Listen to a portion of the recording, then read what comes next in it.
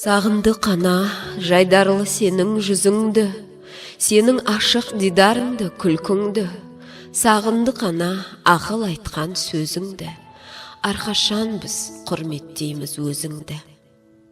Ана, әрбір адамның жарық дүниедегі ең жақыны, жан ашыры, қадірлісі, қамқоршысы, ақ сүтін беріп аялаған, жанында аямаған ардақтысы.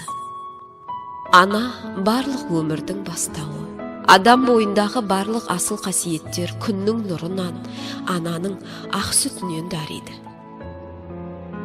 Құдайдан кейінгі құдірет иесі ана. Бізді мына жарық дүниеге әкелген анамыз алдында, біз басымызды иеміз.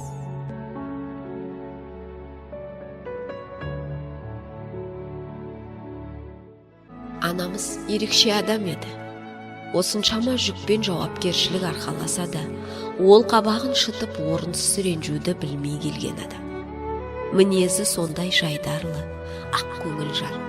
Ағайын туғанның, құда жекжаттың, құрбы құрдастарының арасында беделді, сыйлы болды.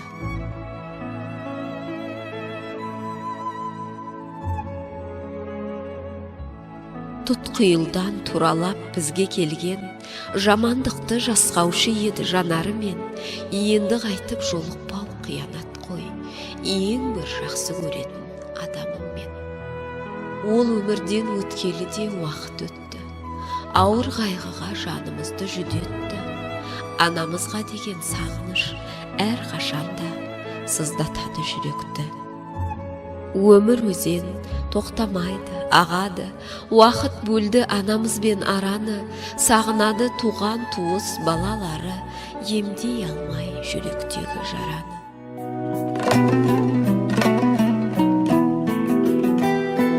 Ағарған самай шашыңнан алдында ана бас ұрдым, бөпеңнің тербеп бесігін, әкемнің даңқын асырдым.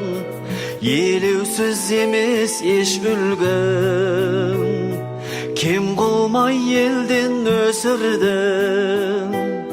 Жақсымыз болса жар салып, қатеміз болса кешірдім.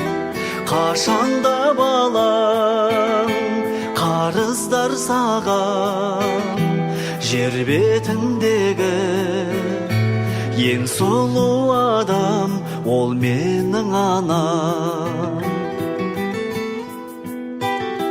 Ботам деп әркез үн қатқан, көтерген жүгі мың батпан, алтыннан биік қадірі, өсірген мені құндақтан, көздерін ашқан бұлақтың, сәулесі сөнбес шырақтың, жайқалып ана жүре бер, есігі сенсің жұмақтың.